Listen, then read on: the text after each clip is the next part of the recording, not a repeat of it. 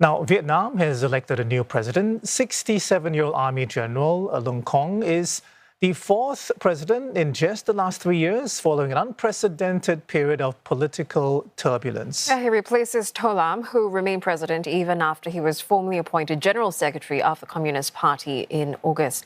CNA's Tung has more. Tôi, Luong Cuong, Chủ tịch nước Cộng hòa xã hội chủ nghĩa Việt Nam, xin tuyên thệ tuyệt đối trung thành với Tổ quốc, với nhân dân, với hiến pháp nước Cộng hòa xã hội chủ nghĩa Việt Nam, nỗ lực phấn đấu hoàn thành tốt nhiệm vụ được Đảng, Nhà nước và nhân dân giao phó. Mr. Luong Cuong sworn in as Vietnam's new president as the country's parliament met. Before the promotion, he was the secretary of the party's Central Committee, the fourth highest position in the hierarchy of Vietnam's governing Communist Party. The 67-year-old is a military general who was at the pinnacle of the military's politics before his rise among the ranks of the governing elite. And observers expect his appointment to usher in a new period before the party's all-important Congress in 2026. So I think with the elevation of General Luong Cuong, Vietnamese politics will move to a relatively stable period in anticipation of the party Congress in 2026.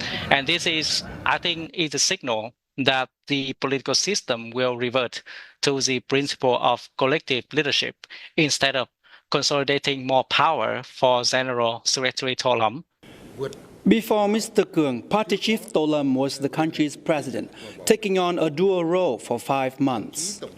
I think he was a really good president. He traveled a lot and he gave a lot of commitments and promises to the business communities, to foreign investors. He shows his credibility as a good leader in the position of the president of Vietnam. Mr. Lam will remain as party chief, a position regarded as the most influential among the 4 pillars of Vietnam's power-sharing leadership, comprising also of the Prime Minister and head of parliament. In the past few years, Vietnam's politics has gone through unprecedented changes amid an anti-corruption campaign and power infighting. The uncertainty intensified following the death of the former party chief Nguyễn Phú Trọng earlier this year, and the rise of Mr. To Lam, formerly the police chief at the Ministry of Public Security.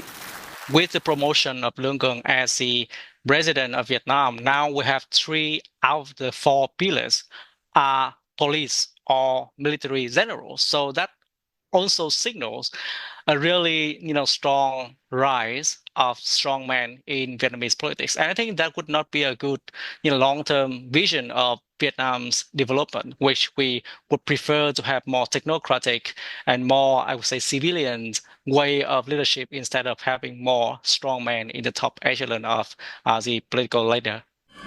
With Mr. Cuong taking over as president, Vietnam is set to usher in changes in other positions, including his former role as secretary for the party's Central Committee.